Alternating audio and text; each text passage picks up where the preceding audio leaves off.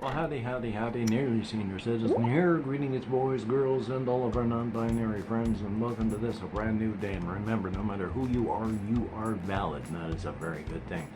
Hokey smokes. A couple quick things to go on first before I forget. This has been driving me nuts.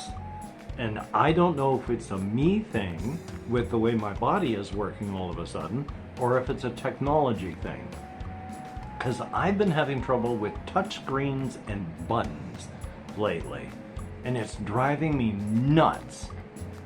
I mean, the latest example was yesterday when I went to the clinic for my appointment. Now, they have a touchscreen where you press English or, Espanol. And this is anecdotal evidential of what I'm going through, because I pressed the English button and it went beep, and it flashed to let me know that it had registered my touch. And then it didn't do anything. So I pressed it again, and it beeped, and it lit up to let me know that it had registered my touch. And then it gave me the slip of paper. Why did I have to press it twice? It acknowledged and said, yes, you did it, and then didn't do anything. And it's constant, whether or not I'm using a mouse or this. I can click on a button on screen and it'll make a noise. It'll go click and the thing will light up to let me know that it registered the press. And then nothing happens. So I click it again and it does the exact same thing to let me know that it registered the press, only this time it works. And I can press an on-screen button with my stylus and it'll light up and click and do nothing. It let me know that it registered the press, but didn't do anything. So I had to tap it again, and then it does the exact same thing. Lights up, clicks, and then does the process. I am constantly, if I'm having to press a button, I can press a physical button and then have to press it again because that time it didn't register, even though it went on-screen acknowledgement with sound that I pressed the button. But I gotta press it again because even though it acknowledged it, nothing.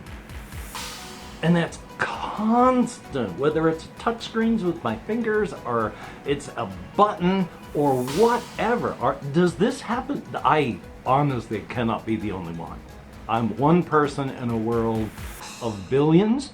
There are over 300 million of us in the United States. There's a lot of people. I'm not the only one.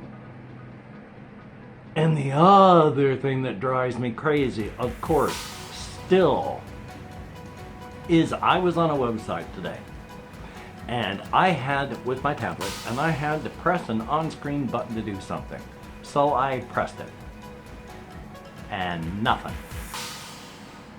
The page scrolled, but the button didn't do anything. So tapping the screen and the button did nothing. But while the button did nothing, a button 3 inches away registered my tapping here and sent me on a journey of exploration because this over here went, oh, that thing 3 inches away. Let's go. And when I got back, that button that I'd been trying to use, yeah, it worked then. So, I'm not the only one that technology is doing this to. And it's driving me nuts because I grew up with technology. 1982, when I was in the Air Force. Actually, it was 1983 when I went to Germany and I bought my first computer, a VIC-20 with 4 kilobytes of RAM. Not 4 megabytes, 4 kilobytes. Then I upgraded to a Commodore 64 with 38 kilobytes available to the user. When I bought an Amiga 500, Amiga 1000, I got the memory upgrade, which brought it up to 25% of 1 megabyte. And in that 25% of 1 megabyte, it had an entire complete multitasking graphical interface with draggable user screens in 1/4 of a megabyte. Of course, it had dedicated hardware, so if it needed to do sound, it just sent it off to the sound chip. Needed to do graphics, off to the graphics chip. It was all on the motherboard. But here we are in today with gigabytes of RAM, and I can't get buttons to work on a touch screen. So, yeah.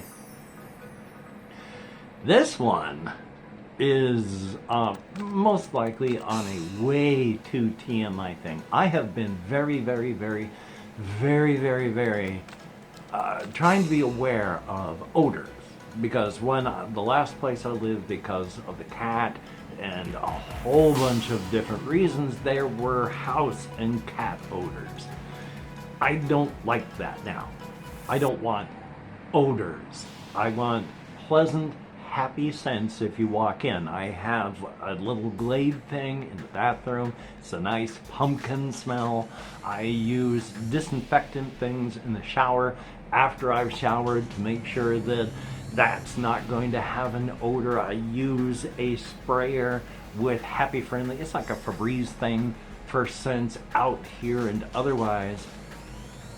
I went to the library today. I got some printing done. Hopefully I'm going to be able to show the game, and I want to be able to show the website and application Canva and why I'm also having troubles with it and the things that I do with it. So hopefully I'll be able to get that done really soon.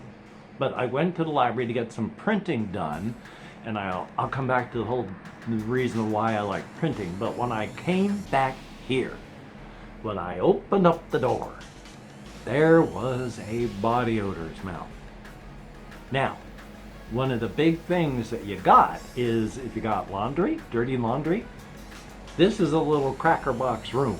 I have a hamper over there for dirty laundry. That's the only real place other than the second thing, which is over here. Could have been sheets. Now, I sweat, I'm a human being, and I do not use a mattress pad on my memory foam mattress topper things that I sleep on, because that would get rid of the use of it being a memory foam thing and it would hurt. So possible my sweat has just soaked into the top part of that and I need to give it a quick disinfectant and spray. Could be, hey, maybe it's time for the sheets to be washed again. I mean, I wash them regularly, but you never know. And it could be, I smell weird things all the time that have nothing to do with anything. That could have just been a my nose thing at that moment. But I have my windows open even wider. And while the fan is on now, it's on very low. And as soon as I'm done, I'm going to be propping open the door again, putting the fan on high and putting it over there so that there is a lot of air moving through. The last thing in the world I want to have is a body odor or old person smell. I have been a human being. I have been around others who are older. I have been around others who have been more trapped in an smaller area, and I don't want to have awful things like horrible smells. So I am a human being. I am organic, and we as organic beings are prone to that sort of stuff. So I'm airing out big time today. Now, one of the things that I wanted to talk about, talking about the printing thing, was I like dead trees. Not so much as in, killing trees and leaving them dead. I like dead tree products. I like print on dead trees. I like holding leaves of dead trees. I like printed stuff. Paper feels good in my fingers. Paper smells good. I like leafing through something to find the information that I want. Now, there's nothing wrong with digital, of course.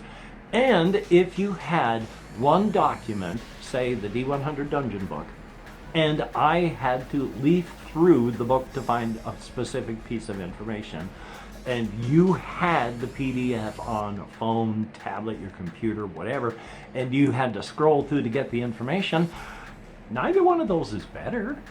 They're both equally valid, whichever one works for you. It might be that the piece of information might be easier for me to find on paper just because I know where it is in the book and can eyeball the paper and just leaf real close and go, oh, flip, flip, flip, and I'm there. There are other times I'm going to be going to the index and trying to find the bloody thing, and it takes forever. Digitally, you might be able to scroll or have a bookmark if it's a PDF or whatever, and you're there in a flash while I'm still struggling. They're both equally valid. If digital works for you, please do. The point is, enjoy yourself. And of course, with ideas and concepts, you have to either print them out on dead trees or print them out on a screen. They are ideas. They are not objects you can hold in your hand. So thumbs up. Whichever way you can do it, that's fine. I just like dead tree products. Old books, the smell of decaying old leaves of dead trees, very, very pleasurable scent for me. So thumbs up on that. Which is why I do printing things, even if I'm only going to use the thing digitally. Now, one of the things I printed out was a very old game from 2007. It is a solo RPG light adventure game type thing with RPG stuff. And that's what I want to show in Canva. It's from 2007. Now, the thing I'm going to be making fun of it when I show it on screen, because from 2007 until now, they still have very obvious typos. You have to spend gold to purchase your characters to run them through the adventures. So they have a cost in gold. On the, I think it's like the third page of the very first book, they talk about the coat of the character while pointing to how much it costs in gold. That, of course, shouldn't be your coat of the character. That's the cost of the character. And that's the second immediate misspelling that leapt out at me. There's another one on the previous page. On the other hand, I mean, they have obvious passion to it. The contents page is more like an index. There's only like 18 pages to the rule book. And the contents page in fine print takes up one full page. I mean, they go like, the listing for like page 1 is like this big. They index everything on the contents. There was passion to it. So I want to show it off. And yes, aside from some small issues, I am doing very, very good. Yesterday evening, it wasn't good, and I had to just let it rest on my lap.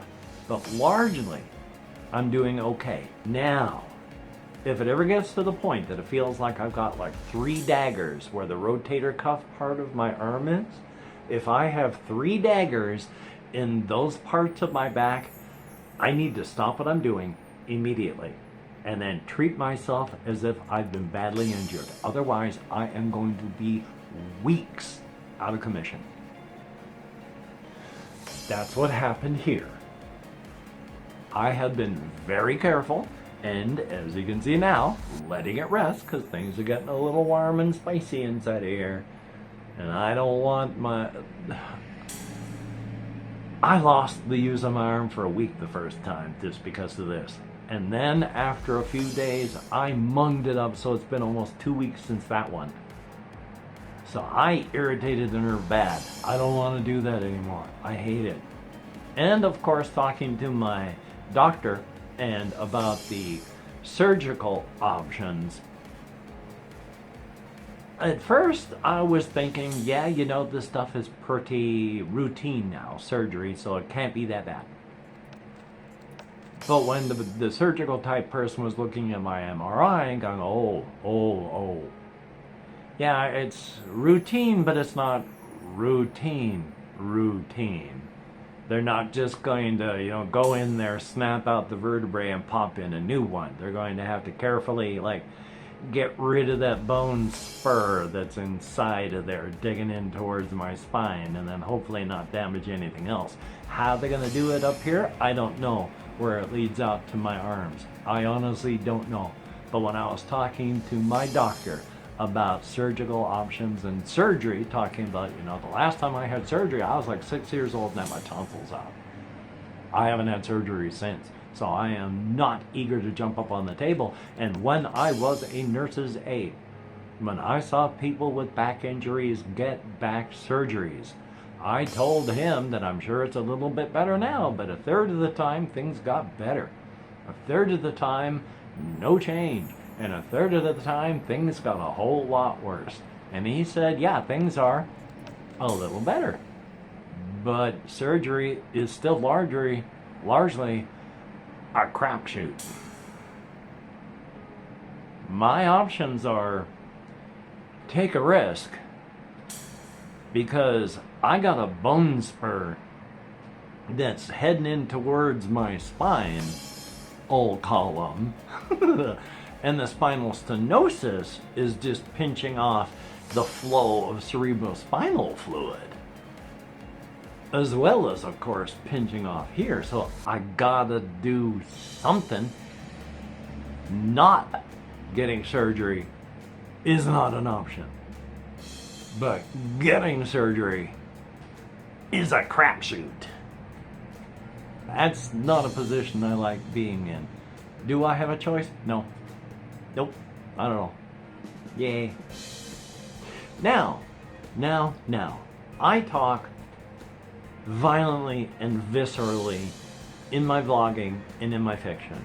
In my fiction especially, I treat human beings as no different than any other animal. We are just, we're organic, we taste good, things like to eat us, and so things do. That's the way life is. We're just another animal. I can't remember where I was going with this immediately. Oh yes, talking violently and stuff. But IRL, I tried to talk to my therapist about what's going on in the Middle East. And before I could get like 3 words out, the Greek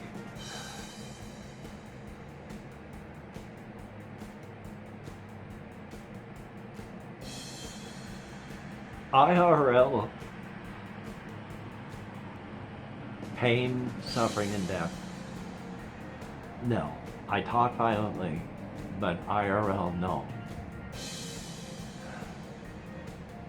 So when I speak of, my admiration for very violent, murderous characters in video games, temper that with the fact that in real life, I get teary-eyed looking at pictures of bunnies, and I don't even like killing bugs. So with that, my headcanon for the game New Vegas. Any of your companions you pick up in the game are going to be the same. They don't really have personalities per se. They are just, instead of really being companions, they are just portable murder units to kill anything that happens to threaten you. The companion I have, Veronica, just happens to be a melee murder machine instead of like Boone, who uses a gun and stuff like that. So really, they don't have any real personality. But headcanon, the way I've been playing it is my character with the boom in here and rearranging of the head, no real memory of what happened previous to this. Waking up in Good Springs is like being reborn for my character, and so they are learning. And then they picked up Veronica. Now Veronica, headcanon wise, because if you look at it, she is the kind of person that if she's walking through a field of rad scorpions and the rad scorpions ignore her, she's not even going to look sideways at them. She's not even going to notice they are there. If one of them goes, oh, look at you, whammo, there's going to be legs flying everywhere and a spray of, scorpion innards, and then they are gone. And she treats everything that way. If you're a plant threat and you don't look at her sideways, she'll walk past you and she's not even going to notice you're there. If you are a bigger creature and you don't look at her sideways, she's gonna treat you like you're just part of the background. If you're a person behind a counter dealing with her and selling with her, if you're not a threat, you're fine. But the very moment that if you as a person give her the side eye, she is going to treat you as if you're a bighorner or a mantis or a plant creature or anything else. You are just a threat.